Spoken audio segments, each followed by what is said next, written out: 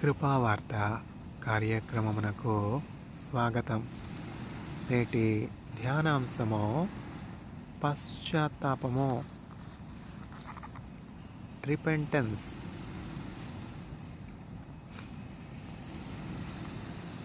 ప్రభువా, నీ రాజ్యముతో వచ్చినప్పుడు నన్ను జ్ఞాపకము చేసుకొనుము. Lord, remember me when you come with your kingdom. యేసుక్రీస్తు ప్రభు ప్రవక్తల ప్రవచనములన్నీ కూడా నెరవేర్చడానికి ఈ లోకానికి వచ్చారు. ఆదికాండం నుంచి పాత నిబంధన గ్రంథంలోని చివరి పుస్తకమైనటువంటి మలాకీ గ్రంథం వరకు ఈ పుస్తకాలన్నింటిలో కూడా ఉన్నటువంటి ప్రవచనాలన్నీ నెరవేర్చడానికి, దేవుని మాటలన్నీ నెరవేర్చడానికి యేసుక్రీస్తు ప్రభు రక్షకునిగా భూలోకానికి వచ్చారు.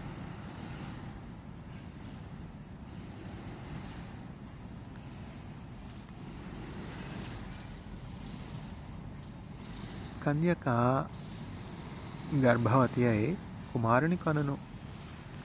ఆయనకు ఇమ్మానుయేలు అను పేరు పెట్టబడును. ఆయనకు యేసుక్రీస్తు అని పేరు పెట్టబడును. యేసు అను నామమునకు రక్షకుడు అని అర్థం. క్రీస్తు అను పేరుకు అభిషిక్తుడు, రాజు అని అర్థం. యేసుక్రీస్తు ప్రభు రాజులకు రాజు అయి ఉన్నాడు, ప్రభువులకు ప్రభు అయి ఉన్నాడు. పరలోకంలో ఉన్నటువంటి అసంఖ్యాకమైనటువంటి వేవేల దూతగణములన్నింటికీ పైనామము కలిగినటువంటి వానిగా యేసుక్రీస్తు ప్రభు ఉన్నారు. అన్ని నామముల కంటే పైనామము యేసుక్రీస్తు ప్రభు యొక్క నామము. దేవునితో సమానముగా ఉండుట విడిచిపెట్టకూడని భాగ్యంగా యేసయ్య ఎంచుకొనలేదు, కానీ రిక్తునిగా దాసుని స్వరూపం దాల్చి భూలోకానికి పరిచారకునిగా, రక్షకునిగా యేసయ్య రావటం జరిగింది. యేసుక్రీస్తు ప్రభు భూలోకానికి ఎందుకు వచ్చారు? అదృశ్యుడైనటువంటి దేవుని దృశ్య రూపంగా యేసుక్రీస్తు ఈ లోకానికి వచ్చారు. యేసుక్రీస్తు ప్రభు భూలోకానికి 2000 సంవత్సరాల క్రితం ఎందుకు వచ్చారు? అపవాది కార్యాలు లయపరచడానికి, సాతానుడి యొక్క క్రియలు లయపరచడానికి, దేవుని రాజ్యం స్థాపించడానికి. బంధకంలో, చెరలో, నిరాశలో, నిస్పృహలో, పాపంలో, అసూయలో, స్వార్థంలో, ధనాపేక్షలో, మత్సరంలో, శత్రుత్వంలో, విభేదాల్లో ఉన్నటువంటి మానవులందరినీ కూడా, త్రోవ తప్పిపోయినటువంటి గొర్రెలుగా ఉన్నటువంటి మానవులందరినీ కూడా మరలా దేవస్వభావంలో పాలువారిగా చేయడానికి, మానవులందరికీ కూడా శాంతిని ఇవ్వడానికి, సమాధానాన్ని ఇవ్వడానికి, సంతోషాన్ని ఇవ్వడానికి, జీవాన్ని ఇవ్వడానికి, నిత్య జీవాన్ని ఇవ్వడానికి, సమృద్ధిని ఇవ్వడానికి, స్వస్థతని ఇవ్వడానికి యేసుక్రీస్తు ప్రభు వచ్చారు. యేసుక్రీస్తు ప్రభు స్వస్థతని ఇవ్వడానికి, శాంతిని ఇవ్వడానికి, రక్షణని ఇవ్వడానికి, పాపక్షమాపణని ఇవ్వడానికి 2000 సంవత్సరాలకి పూర్వం వచ్చి ఉంటే ఇంకా నేడు భూలోకంలో అనేక మందిని వ్యాధిగ్రస్తులుగా మనం ఎందుకు చూస్తూ ఉన్నాం? వికలాంగులుగా ఎందుకు చూస్తున్నాం? అంధులుగా మనం ఎందుకు చూస్తున్నాం? మూగవారిని ఎందుకు చూస్తున్నాం? నడవడానికి శక్తి లేనటువంటి కుంటివారిని ఎందుకు చూస్తున్నాం? పట్టుకొనడానికి చేతులు లేని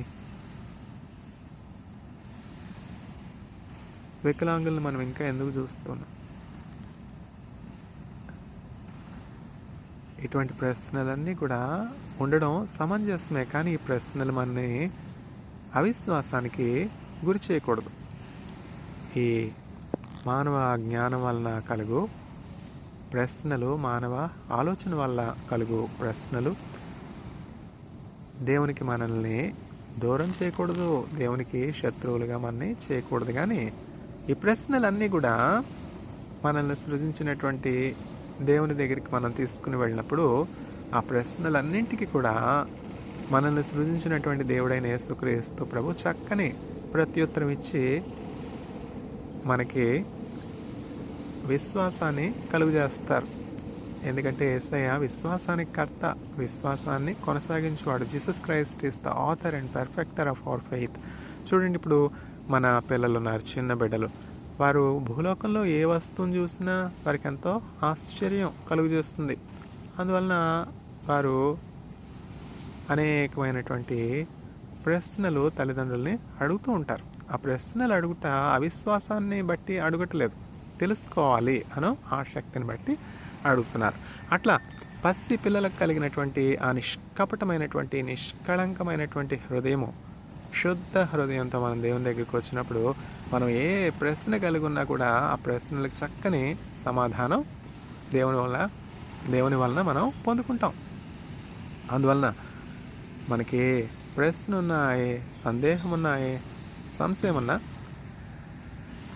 ప్రశ్నలు, సందేహాలు, సంశయాలు మనల్ని అవిశ్వాసానికి, భక్తిహీనతకు తీసుకుని వెళ్ళకూడదు, నడిపించకూడదు. భక్తిహీనుల మార్గము చీకటి, భక్తిహీనుల మార్గము గాఢాంధకారము, భక్తిహీనుల మార్గము పతనము, భక్తిహీనుల మార్గము క్షయత, అభివృద్ధి లేనటువంటి స్థితి, నిరాశ, నిస్పృహ. భక్తిపరుల మార్గము అంతకంతకు తేజరులుతుంది, అంతకంతకు అభివృద్ధి, అంతకంతకు దీవెన. చరిత్ర మనం గమనించినట్లయితే దేవుని యందు భయభక్తులు కలిగినటువంటి వారు తమ జీవితాలను ఎట్లా క్రీస్తు అనే బండపై కట్టుకున్నారని మనం పరిశీలించినప్పుడు వారు ఎంతో దీవెనకరమైన, ఆశీర్వాదకరమైన జీవితాన్ని జీవించి తమ కుటుంబాలకు, తమ చుట్టూ ఉన్నటువంటి వారికి సంతోషాన్ని ఇచ్చేవారుగా, సమాధానాన్ని ఇచ్చేవారుగా, నెమ్మదినిచ్చేవారుగా, ఓదార్పునిచ్చేవారుగా, ఆనందాన్ని ఇచ్చేవారుగా ఈ లోకంలో మంచి మాదిరి కలిగినటువంటి జీవితాలు జీవించి దేవుడు వారి పట్ల కలిగి ఉన్నటువంటి తలంపులన్నింటినీ కూడా వారు చక్కగా నెరవేర్చి వారి భూలోక యాత్ర ఫలభరితమైనటువంటి రీతిలో సంపూర్తి చేసుకుని వారు మహిమలోనికి ప్రవేశించారు, నిత్యత్వంలోనికి ప్రవేశించారు, నిత్య జీవంలోనికి ప్రవేశించారు. ఎందుకంటే మానవులు మరణం కొరకు సృజించబడలేదు, మానవులు నిత్యము జీవించుట కొరకు దేవుని పోలికలో, దేవుని స్వరూపంలో సృజించబడ్డారు. అందువల్ల మానవ సృష్టికి ఈ భూలోకంలో ఉన్నటువంటి మిగిలిన జీవులన్నింటి సృష్టికి ఎంతో వ్యత్యాసం ఉన్నది. దేవుడు ఆదికాండ గ్రంథంలో, బైబిల్లో మొట్టమొదటి గ్రంథంలో మనం చూసినట్లయితే దేవుడు ఇట్లా చెప్తున్నాడు, మన పోలికలో, మన స్వరూపంలో నరుని చేయుదము. దేవుని పోలికలో, దేవుని స్వరూపంలో దేవుడు మనల్ని నిర్మించాడు. కానీ తదుపరి జరిగింది ఏమిటంటే దేవుని యొక్క పోలికను, దేవుని యొక్క స్వభావాన్ని మానవులు కోల్పోయారు. అందుని బట్టే భూలోకంలో నేడు ఎంతో దుఃఖకరమైనటువంటి పరిస్థితులు చూస్తున్నాం. ఒక వ్యక్తి ఇంకొక వ్యక్తిని నమ్మలేనటువంటి పరిస్థితి, ఒక వ్యక్తి ఇంకొక వ్యక్తిపై ఆధారపడలేనటువంటి స్థితి. అవసరతలో ఉన్నటువంటి వారు అనేకులు కనబడుతున్నారు, కానీ వారికి సహాయం చేసేవారు ఎవరు కనబడట్లేదు. రకరకాల వ్యాధులు, రకరకాల అనారోగ్యాలు, మరణకరమైనటువంటి యాక్సిడెంట్లు, హింస, ఒకరినొకరు చంపుకొనుట, ఇటువంటి ద్వేషంతో, హింసతో నిండినటువంటి పరిస్థితులు. భూరాజులు, అధికారులు కూడా సమాధానాన్ని కలుగజేయలేకపోతున్నారు, సరైనటువంటి పరిపాలనను అందించలేకపోతున్నారు. ఎందుకని? అక్రమము విస్తరించుట చేత అనేకుల్లో ప్రేమ చల్లారిపోవును. క్రమం కనబడట్లేదు, అక్రమం జరుగుతున్నది. అక్రమం విస్తరించుటని బట్టి ఏం జరుగుతుంది? ప్రేమలు చల్లారిపోతూ ఉన్నాయి. శత్రుత్వాలు, వైషమ్యాలు, విరోధాలు పెరుగుతూ ఉన్నాయి. పోలీస్ అధికారులు న్యాయ వ్యవస్థను కాపాడాలి. అవసరతలో ఉన్నటువంటి వారికి, నిస్సహాయులకు, బలహీనులకు సహాయాన్ని చేసేవారిగా ఉండాలి. న్యాయం తీర్చేవారిగా ఉండాలి.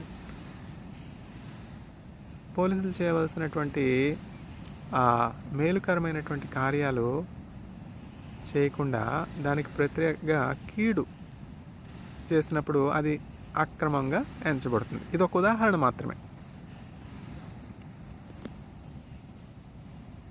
ఒక కుటుంబంలోనే అన్నదమ్ములను చూసినట్లయితే అన్న చిన్నవానికి ఆశీర్వాదంగా ఉండాలి, సహాయం చేసేవానిగా ఉండాలి, మేలు చేసేవానిగా ఉండాలి, త్రోవ చూపేవానిగా ఉండాలి. తల్లిదండ్రుల తర్వాత తల్లిదండ్రుల్లాగా కుటుంబంలో పెద్ద కుమారుడు తన సహోదరుల పట్ల ప్రేమ, దయ, కనికరం, జాలి కలిగి ఉండాలి. కానీ మనం అట్లాంటి స్థితి చూస్తున్నాం నేడు కుటుంబాల్లో, లేదు కదా? పెద్ద కుమారుడు అధికారాన్ని, ఆస్తిలో భాగాన్ని కోరుకునేవానిగా ఉంటూ ఉన్నాడు. ఇతరుల పట్ల, తన సొంత రక్త సంబంధుల పట్ల అసూయ, శత్రుత్వం, ద్వేషం, పగ చూస్తున్నాం. ఈ పరిస్థితులు క్రొత్తగా ఉద్భవించినవి కావు. ఎప్పుడైతే దేవుని పోలికలో సృజించబడినటువంటి ఆదాము, అవ్వ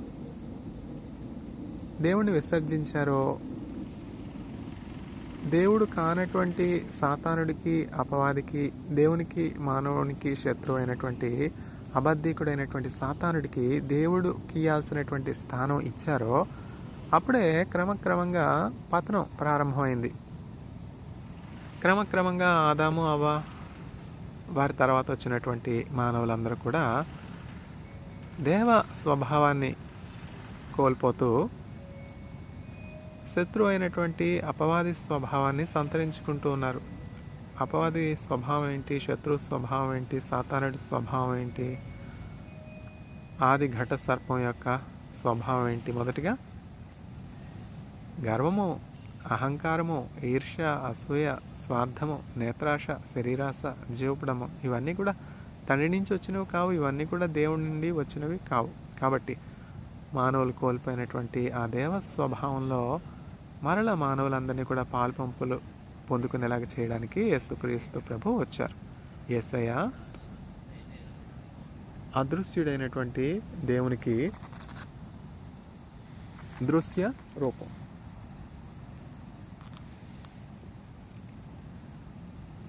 నేటి ధ్యానాంశము repentance, పశ్చాత్తాపము.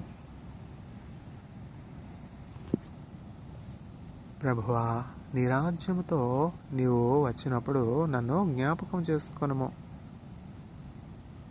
Lord, remember me when you come with your Kingdom.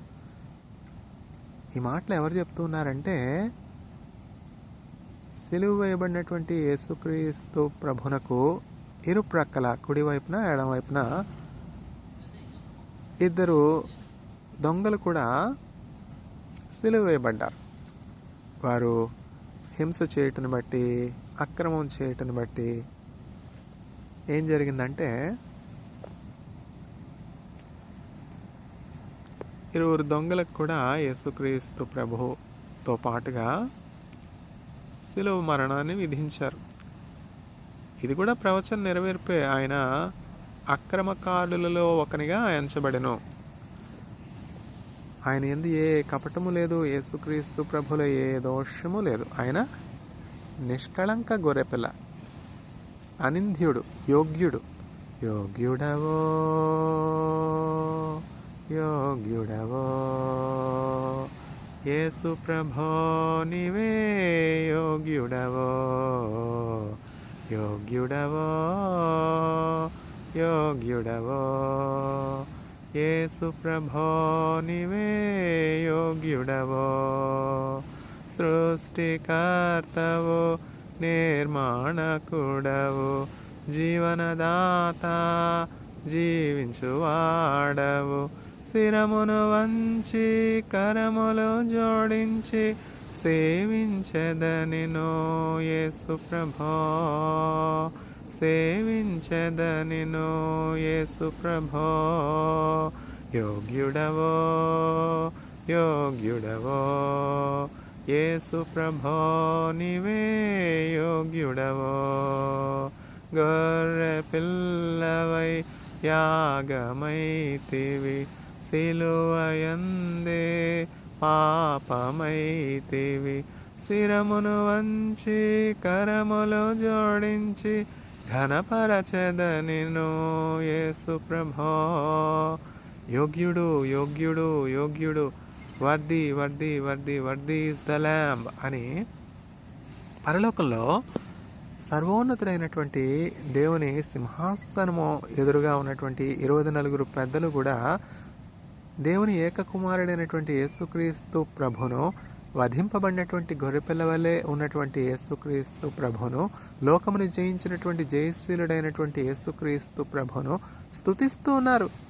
జయమునిచో దేవునికి కోటి కోటి స్తోత్రం, జీవమిచ్చిన యేసురాజునకు జీవితమంత స్తోత్రం.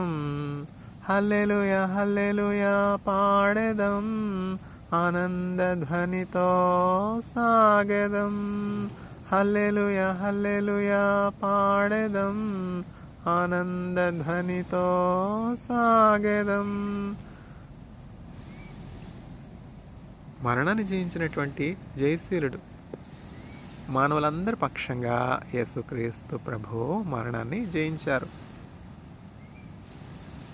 ఈ మాటను జ్ఞానులు విశ్లేషించి పరిశీలించి ఇట్లా ప్రశ్నించవచ్చు. యేసయ్య మరణాన్ని జయిస్తే సిలువలో మరణించినటువంటి, సమాధి చేయబడినటువంటి యేసుక్రీస్తు ప్రభు మరణాన్ని జయించి లేచినట్లయితే, మానవులందరికీ కూడా మరణంపై విజయాన్ని ఇచ్చినట్లయితే, ఇంకా మరణం మనం ఎందుకు చూస్తున్నామో? వాస్తవమే కదా, మనం కనులారా మరణాన్ని చూస్తున్నాం కదా.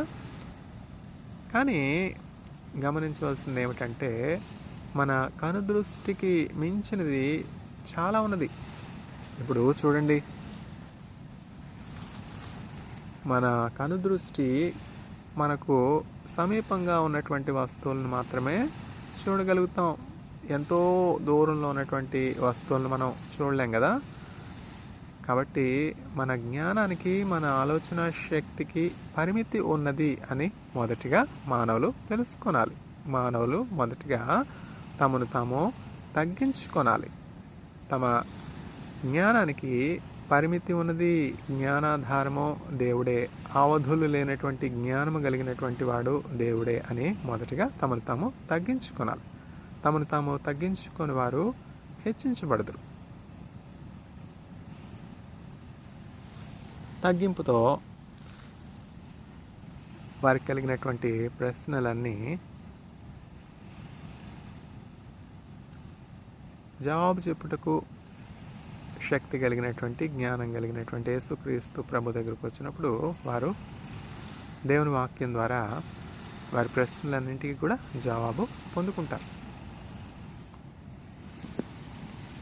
మానవుడు ఒక్కమారు మరణింపవలనని నియమింపబడింది. ప్రారంభంలో మరణం లేదు, కానీ దేవుని మాట ఏమిటి? మీరు ఈ ఫలమును భుజించిన దినమున నిశ్చయముగా చనిపోదురు. భూమి ఆకాశంలో గతించిన కానీ దేవుని మాట అనడం గతించదు కదా. దేవుడు సత్యవంతుడు, అబద్ధం ఆడుటకు దేవుడు నరుడు కాడు. మీరు ఈ మార్గంలో వెళ్ళినట్లయితే మరణం కలుగుతుంది, అపాయం కలుగుతుంది, ప్రమాదం కలుగుతుందని మన పట్ల బాధ్యత, ప్రేమ, భారం కలిగినటువంటి దేవుడు ఈ మార్గంలో వెళ్ళకూడదు, ఈ వృక్ష ఫలాన్ని మీరు భుజించకూడదు అని చెప్పినా కూడా ఆ తోట చుట్టూ, ఏదైనా వనం చుట్టూ పొంచి ఉన్నటువంటి శత్రువు అయినటువంటి అపవాది దేవుని సృష్టి అంతట్లో కూడా ఆ దినముల్లో సృష్టి ప్రారంభంలో సర్పము ఎంతో వివేకం కలిగినదిగా ఉన్నది. ఆ సర్పంలోనికి సాతానుడు దూరాడు. నేను వివేకం కలిగి ఉన్నానని అతిశయించినట్టుంది సర్పం. గర్వం కలుగుటను బట్టి సాతానుడికి ఇష్టమైన గుణం కదా గర్వం. ఇప్పుడు చక్కెర లేకపోతే బెల్లం ఎక్కడుంటే అక్కడ ఈగలు ముసురుతాయి కదా. అట్లానే సాతాను సంబంధమైనటువంటి గుణగణాలు మనలో వచ్చాయి, ఆలోచనలు మనలో వచ్చాయి అంటే సాతానుడు వచ్చి మనలో టెస్ట్ వేసుకుంటాడు. మనం సాతానుడి యొక్క కర్మాగారంగా మారిపోతాం. Idle man's brain is devil's workshop అని సామెత ఉంది కదా. అట్లా మనం దేవుని సంబంధమైనటువంటి ఆలోచనలు, దేవుని వాక్యము, దేవుని కార్యాలు విసర్జించి దేవునికి వ్యతిరేకమైనటువంటి ఆలోచనలు, దేవునికి వ్యతిరేకమైనటువంటి క్రియలు మనం కలిగి ఉన్నట్లయితే అదే ఐడల్ మ్యాన్స్ బ్రెయిన్ అనమాట. డెవిల్స్ వర్క్షాప్గా, సాతానుడి యొక్క కర్మాగారంగా మనం మారిపోతాం. నేడు భూలోకంలో మనుషులు చూడండి, ప్రతి పుట్టలోనూ ఒక పాము ఉంది, ప్రతి పాత్రలోనూ ఒక ఘట సర్పం ఉన్నది. అపవిత్రాత్మల చేత నింపబడినటువంటి మనుషులు ఎంతమంది ఉన్నారు. ఈ అపవిత్రాత్మల చేత నింపబడినటువంటి ఘటాలు ఎప్పుడు మారు మనసు పొందేది, ఎప్పుడు రక్షించబడేది, ఎప్పుడు పరిశుద్ధాత్మతో నింపబడేది, ఎప్పుడు క్రిందనున్న పాతాళాన్ని తప్పించుకునేది, ఎప్పుడు పరలోకం చేరేది. ఇది మనుషులకి అసాధ్యమే, కానీ దేవునికి సమస్తం సాధ్యమే. ఒంటె సూది బెజ్జంలో దూరగలదా? దూరలేదు. ఒంటె ఎక్కడ, సూది బెజ్జం ఎక్కడ? అపవిత్రాత్మల చేత ఘట సర్పములతో, సర్ప సంబంధమైనటువంటి విషంతో, సర్ప సంబంధమైనటువంటి స్వభావంతో ఉన్నటువంటి మానవులు దేవుని నివాస స్థలమైనటువంటి ఆ పరలోకంలో ప్రవేశించగలరా? కష్టం, అసాధ్యం, అసంభవం. మానవ రీతిగా చూస్తే ఇది అసంభవం, కానీ దేవునికి సమస్తం సాధ్యం. ఆ అసంభవాన్ని సంభవం చేయడానికి యేసుక్రీస్తు ప్రభు ఈ లోకానికి వచ్చారు.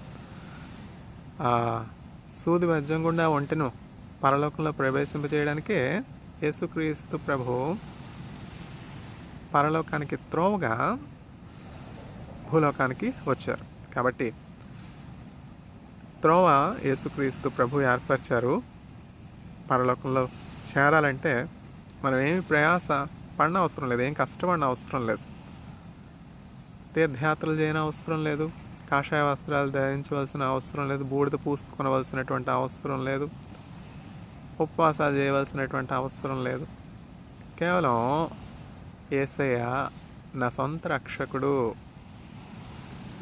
నేను పాపిని, నాలో ఏ మంచి లేదు, నాలో అసూయ ఉన్నది, నాలో అబద్ధాలు ఉన్నాయి, నాలో క్షమించలేనటువంటి మనస్సు ఉంది, నాలో అహంకారం ఉన్నది, నాలో గర్వం ఉన్నది, నాలో నా పొరుగువానికి కీడు యోచించే స్వభావం ఉన్నది, నాలో దురాశ ఉన్నది, నాలో ధనాపేక్ష ఉన్నది, నాలో నాకు కలిగినటువంటి ఆధిక్యతలను బట్టి, దేవుడిచ్చినటువంటి తలాంతులను బట్టి అతిశయించే స్వభావం ఉన్నది, దేవుడు నాకు ఇచ్చినటువంటి ఆశీర్వాదాల అవసరతలతో ఇబ్బందులు లేమిలో ఉన్నటువంటి వారితో పంచుకునే స్వభావం నాలో లేనే లేదు.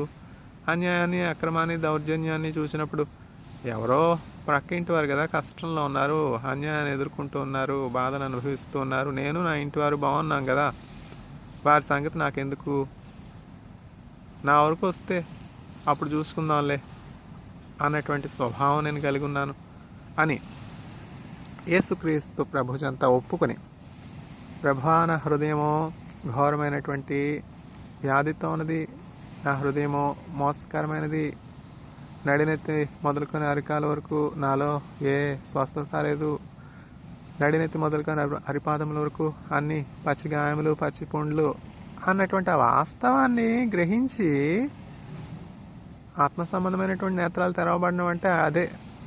మన హృదయంలో ఏమున్నది, మన తలంపుల్లో ఏమున్నది, మన మనస్సులో ఏమున్నది, అది యోగ్యమైనదా అయోగ్యమైనదా, మంచా చెడా అన్నటువంటి ఆ విచక్షణ జ్ఞానాన్ని మనం పొందుకుని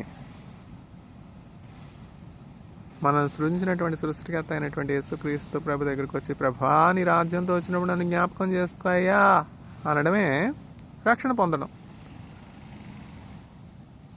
నిశ్చయంగా అటువంటి బిడ్డలు యేసుక్రీస్తు ప్రభు చేత కనికరింపబడతారు, వారికి కృప ఇవ్వబడుతుంది. ఏ భేదమును లేదా అందరూ పాపం చేసి దేవుడు అనుగ్రహించి మహిమను పొందలేకపోతున్నారని దేవుని వాక్యం స్పష్టంగా చెప్తున్నది కదా.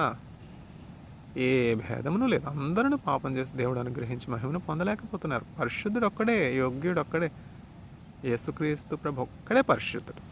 Who can establish that I have sin in me? ఎవరు అడిగారు ఈ ప్రశ్న?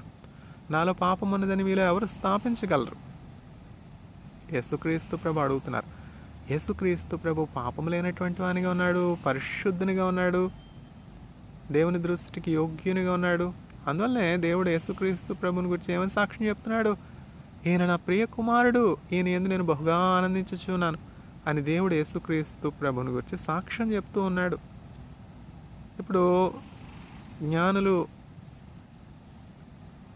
ఈ మాటను విశ్లేషించి దేవుడు యేసుక్రీస్తు ప్రభుని గురించి సాక్ష్యం చెప్తున్నారు అంటే దేవుడు యేసుక్రీస్తు ప్రభు వేరేనే కదా అర్థం, వేరే.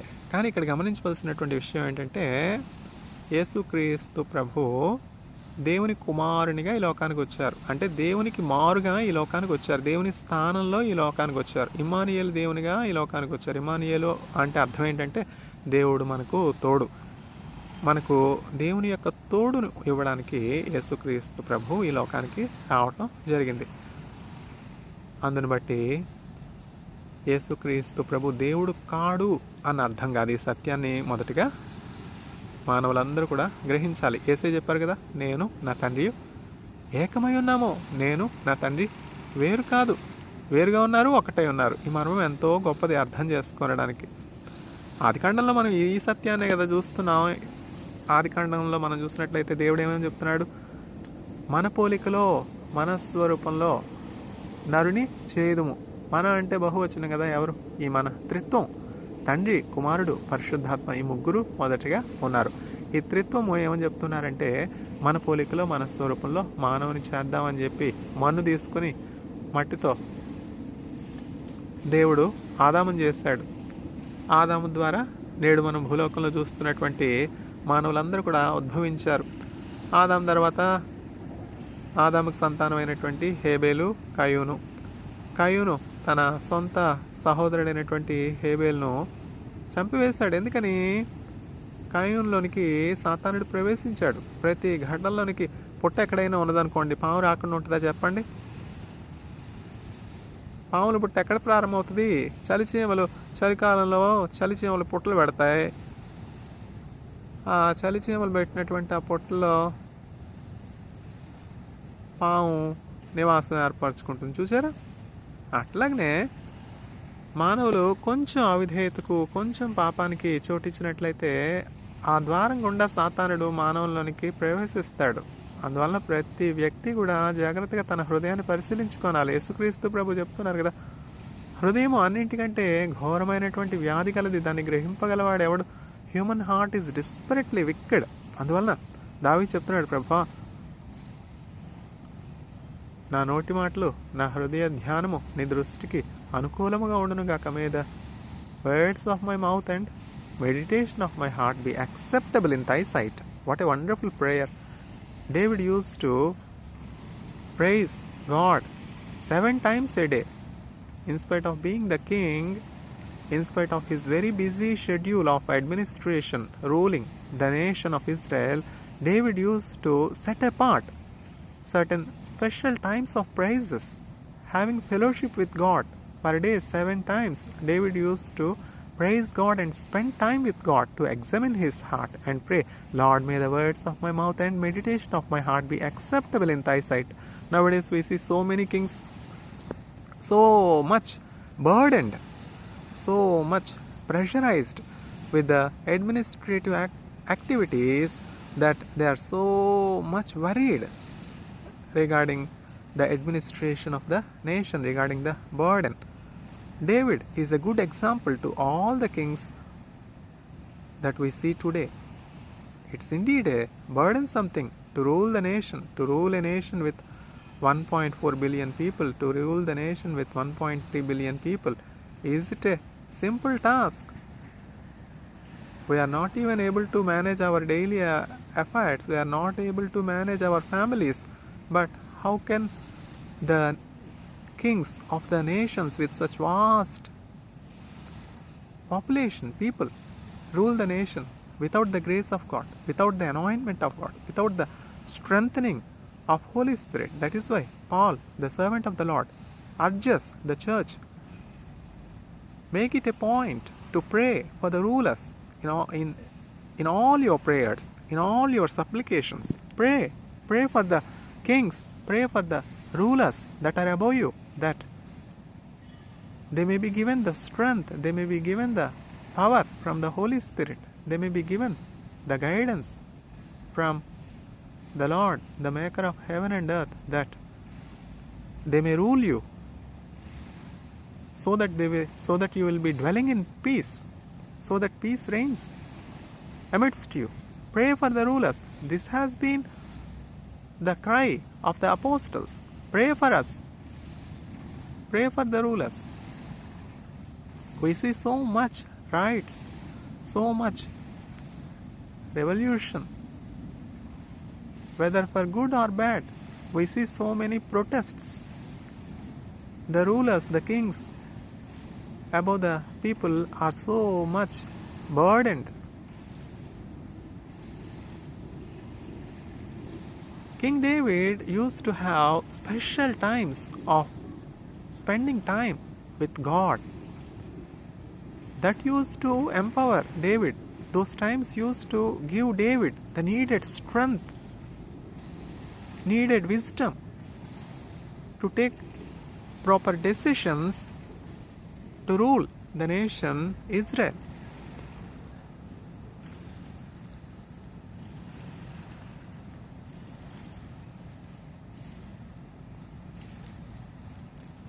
నేటి ధ్యానాంశము repentance,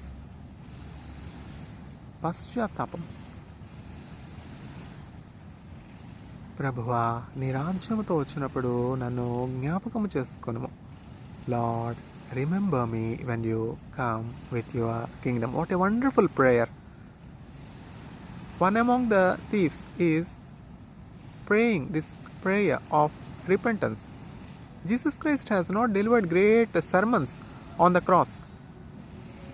Christ has not done any miracles on the cross. Yet,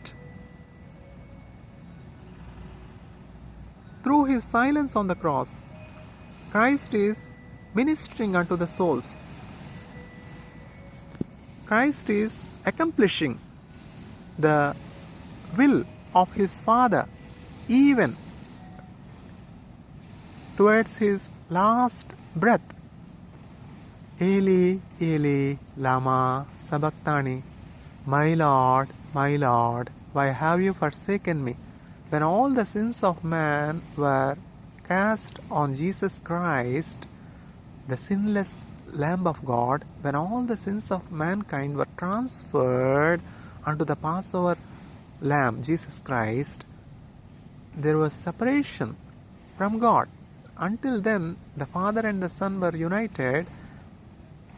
When Christ was made a sin, he who knew no sin was made a sin for our sake.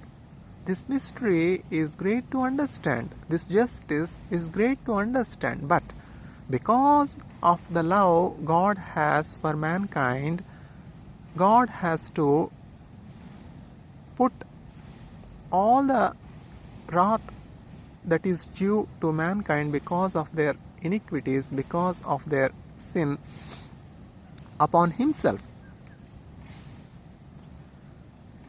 God in the form of flesh and blood. Word of God in the form of flesh and blood. Jesus Christ has come to this world to save his people from the penalty of sin, from the power of sin, from the punishment of sin, from the consequences of sin. So, salvation is made available to all the mankind. What is the salvation? John chapter 3 verse 16. Gospel according to John chapter 3 verse 16. For God so loved the world that he gave his only begotten Son Jesus Christ, that whosoever believeth in him will not perish, but will have eternal life. What a great grace. This is the grace of God. This is the doing of the Lord. It is marvelous to our eyes. The stone that the builders have rejected, God has made the rejected stone, Jesus Christ, as the cornerstone. Only through Jesus Christ, salvation is appointed to mankind. Only in the name of Jesus Christ, forgiveness of sins is given unto mankind. This mystery and this truth is difficult to accept. Devil is a liar. Devil is good at duplicating. Devil is good at distracting man from life, distracting man from what is imperishable, distracting man from what is immortal, to draw man towards truth, to restore the broken relationship between man and the source of life, God. Christ has come as Elijah. Christ has come as the mediator of New Testament. Christ has come as the mediator of the New Testament. The servant of Lord Jesus Christ, John the Baptist, was the promised Elijah. In the between the book of Malachi and the New Testament, there is gap of over 500 years. The promised Elijah that turns the hearts of the sons to the fathers is John the Baptist, the son of Zechariah and Elizabeth. With the spirit of Elijah, John the Baptist prepared the way before the Lord Jesus Christ. John the Baptist revealed Messiah to Israel. This is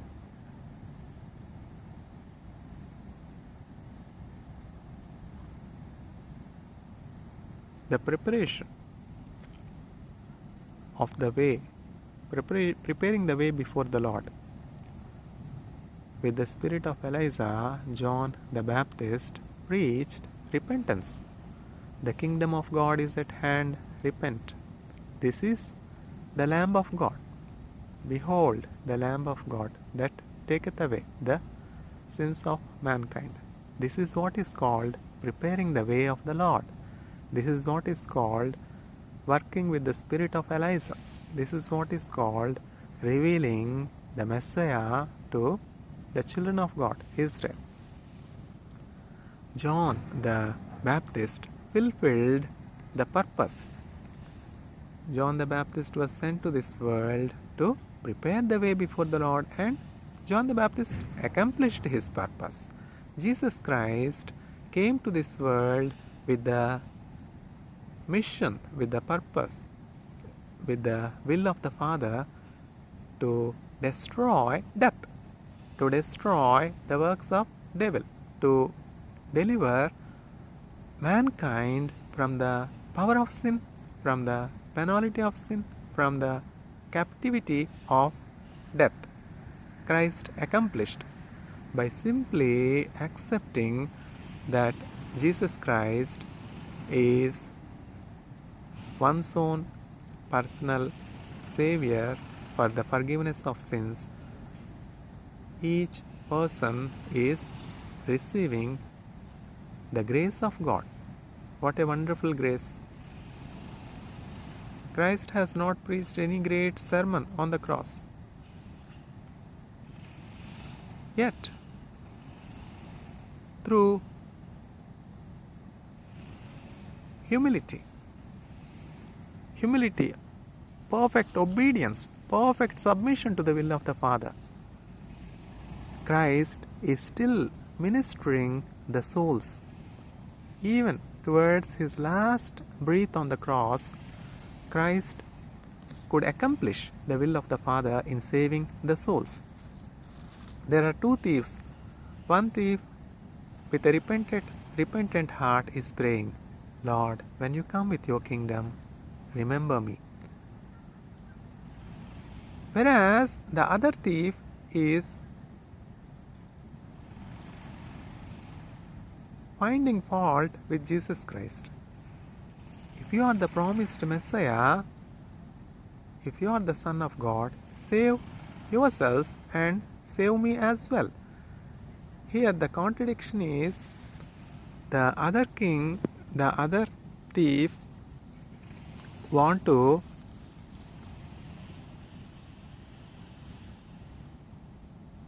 have deliverance from the cross and only temporary relief from the pain. And this thief has not realized that Jesus is God. Whereas the other thief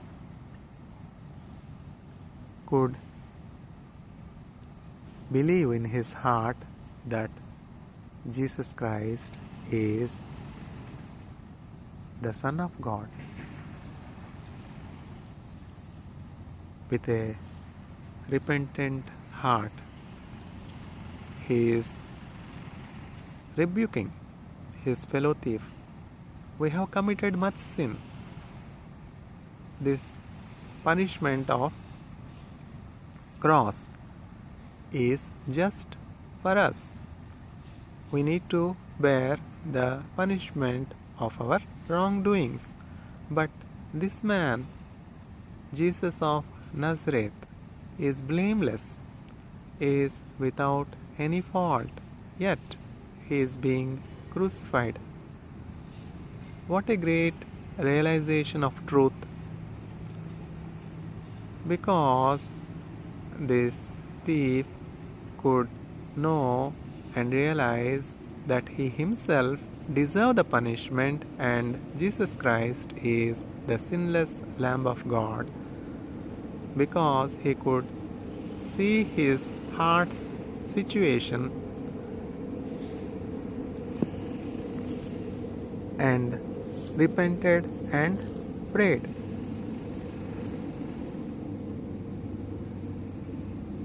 Lord, when you come with your kingdom, remember me. Many people around the cross are mocking at Jesus Christ. This fellow did great miracles, feeded many people, healed the sick, healed the broken-hearted, raised many from dead, but he is not able to save himself. Like that, many people have said and mocked at Jesus Christ. See the response of Jesus Christ. Christ was not perturbed by the mocking, but Christ chose to answer the repentant soul. In this world, we should know to what questions we need to answer and to what questions we need to remain silent. Jesus is the source of wisdom. Here there are two different people. One is the repentant thief, other is rebelling thief.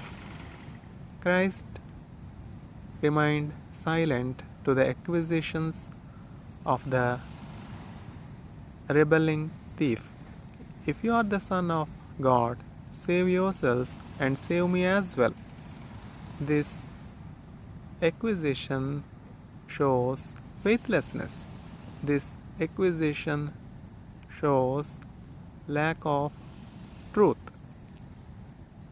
lack of knowledge of his own wrongdoings, lack of knowledge of who Jesus Christ is, lack of knowledge of the holiness and blamelessness of Jesus Christ. So Christ chose to remain silent to the accusations of the rebelling thief. Rather, Christ chose to grant grace to the repentant thief. To the repentant thief, Jesus Christ said, "This very day you will be with me in the paradise." Jesus Christ is truthful. The sum and substance of the word of God is truth. There is no one that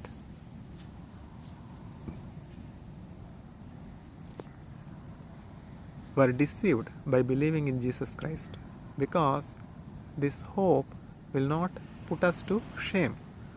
Adam and Eve lost everything when they disbelieved God and believed Satan. Rather, when we believe in Jesus Christ, we will not lose anything.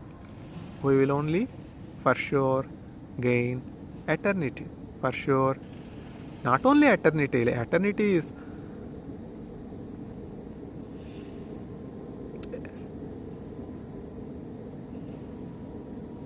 a non-existing thing for many people. By believing in Jesus Christ, in this very world, we live with peace.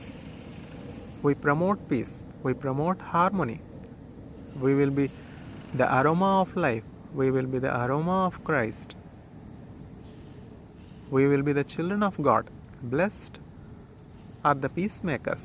They are the children of God. In this very world, those that believe in Jesus Christ are the aroma of life, are the children of God. Of course, for sure, they will inherit everlasting life after accomplishing the assignment that is given by the Creator God. John the Baptist has come to this world with a purpose. John the Baptist fulfilled the purpose of God, the will of God, to make the way before Jesus Christ, to make the crooked paths straight.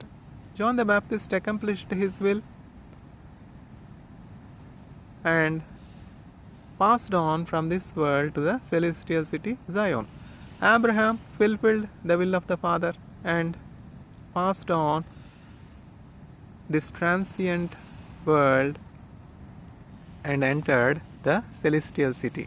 Who has seen that Abraham has entered the celestial city? What is the proof of the celestial city? O Lord, the sum and substance of your word is truth. King David says, "Heaven and earth will pass away, but not my word." What is the proof? Paul says in the list of heroes of faith in the book of Hebrews, faith is the evidence of the existence of invisible things. విశ్వాసము నిరీక్షింపబడు వాటి యొక్క నిజస్వరూపమును అదృశ్యమైనవి ఉన్నవనుటకు రుజువునై ఉన్నది. అబ్రహాము, ఇస్సాకు, యాకోబు, సంసోను, బారాకు, యోఫ్తా, గిద్యోను, విశ్వాసుల పట్టిక మనం చూస్తున్నాం. ఎంత గొప్ప సాక్షి సమూహం. ఆ పేర్లు కొన్ని మాత్రమే అక్కడ మనం చూస్తున్నాం, కానీ ఆ పట్టిక ఎంతో విస్తారంగా ఉంది. అందుకనే పౌలు ఇట్లా చెప్తున్నాడు, ఇంత గొప్ప సాక్షి సమూహం మేఘం వలె మనల్ని ఆవరించి ఉండగా సులువుగా చిక్కులు పెట్టు ప్రతి పాపమును విడిచిపెట్టి మన ఎదుటించబడినటువంటి పందెంలో ఓపికతో పరుగు పెట్టుదుము. Seeing this vast cloud of witnesses that have traveled before us in this planet Earth and fulfilled the purpose, fulfilled their assignments and transcended from this world to the other world, celestial city Zion. Let us run with endurance the race that is set before us. This vast cloud of witnesses is witnessing our race on earth. We are on a race. We are in the battlefield. Is not the life of man on earth is like a soldier in a battlefield. We are in a battle. We are the soldiers. We have to run our race with endurance until we fulfill our battle in this world. In the book of Satan, his personality, his power and his overthrow, the man of prayer, E.M. Bound says, Satan waged 3 wars on Jesus Christ, and in all the 3 wars, Satan was defeated by Christ. Is not man's life on earth a battlefield? Are we not soldiers on this earth? Indeed, we can win the battle provided we have the whole body armor. Paul says each one of us must have the whole body armor. First and foremost is crown of salvation. We must have this crown of salvation. యుద్ధ దినమున నా తలకాయవాడు నీవే. Our head should be protected in the day of battle. How can our head be protected without the crown of salvation? The enemy, the devil is roaring like a lion, whom to destroy, whom to devour, whom to kill, whom to cause harm, whom to take to its dwelling place, the unquenchable fire. We should have the whole body armor. It's not difficult to get the whole body armor. Also describes so clearly what does this whole body armor comprise of. In one word, the whole body armor is having Jesus Christ himself. Salvation is included in Christ. Truth is included in life in Christ. Word is included in Christ. Gospel is included in Christ. In one word, the whole body armor is Christ himself. In one word, the grace of God is Christ himself. In one word, the gospel is Christ himself. Buddhi vijnana sarva sampadalu guptamayunnavi prabhunandu. Wisdom, knowledge, unsearchable riches are all hidden in Jesus Christ. If you have Jesus, you have the whole body armor. You are destined to win the race on earth. You are destined to accomplish your mission on this earth. You are not without a purpose. You are not without a mission. God has a specific plan for you. I have plans for you. I have plans to prosper you and not to harm you. It is very necessary that we should identify, we should know our mission, our purpose, our Father's will in our life, and we must show allegiance to the Creator God, and then after this earthly journey is accomplished, we need to enter the promised land, the celestial city Zion, the land that Abraham inherited, the land whose architect is God himself. What is the proof? What is the evidence? Science requires proof, science requires evidence. Knowledgeable people question. In my Father's house there are many rooms. If it is not so, I will not tell you. I am going to prepare a room for you to dwell. Are we not desiring to have a safe place of dwelling in this world? Are we not desiring to have apartment for ourselves? Are we not desiring to build houses, construct houses for ourselves? How many years? How long? 100 years? Will you live for 100 years? Big question mark. No assurance. The high priest Jehoiada lived 130 years. In the Old Testament, in the book of 2 Chronicles, we see the high priest Jehoiada that anointed Joash when he was still a small boy of 7 years old, high priest Jehoiada guided the affairs of the kingdom all through his 130 years of life. He had got a very good testimony of doing good to Israel. When he breathed his last, the high priest Jehoiada was honored to be buried in the tombs of the kings. What a great honor! Will you live for 130 years? Will you live for 100 years? Will you live for 120 years? For our 78 years of our journey on this earth, we have very, very meticulous planning. But why we are missing to have planning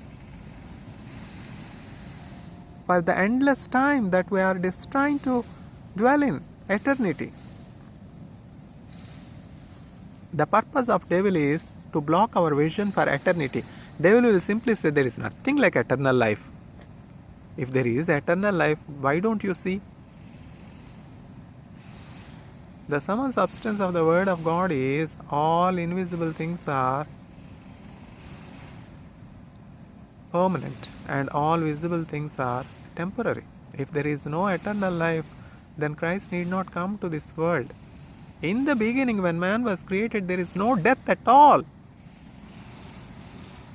Adam and Eve were created to have continued fellowship with God, continued joy, happiness.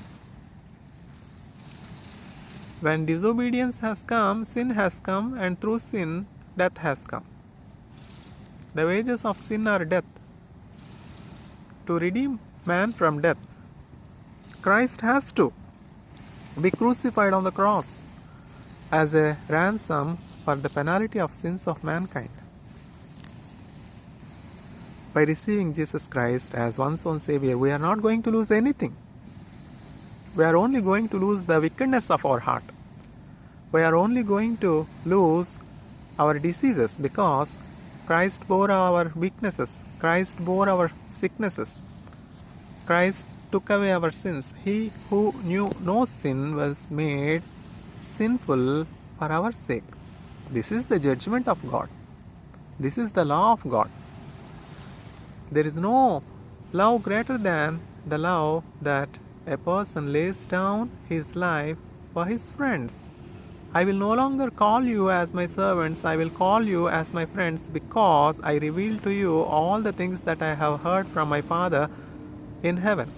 Because Christ has revealed all the hidden things ever since the creation of mankind, ever since the foundations of the earth were laid. In his 33.5 years of mission on earth, by dwelling in flesh and blood, Jesus Christ says, I will no longer call you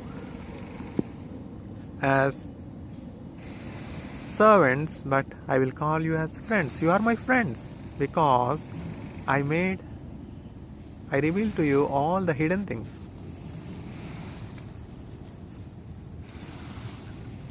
Gospel is the truth of God.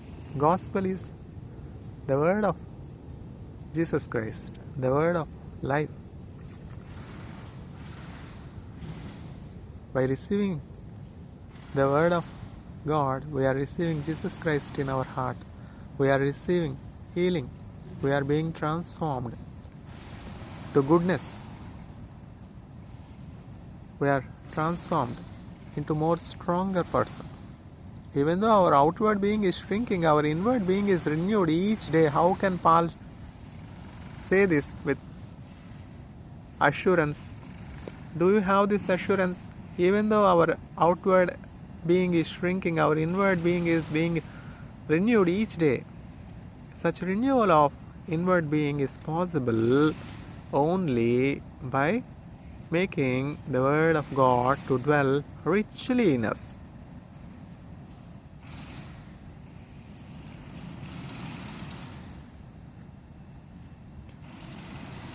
This very day, you will be with me in the paradise. What a wonderful promise. We should choose to speak like Jesus. The words of grace, the words of hope, the words of compassion.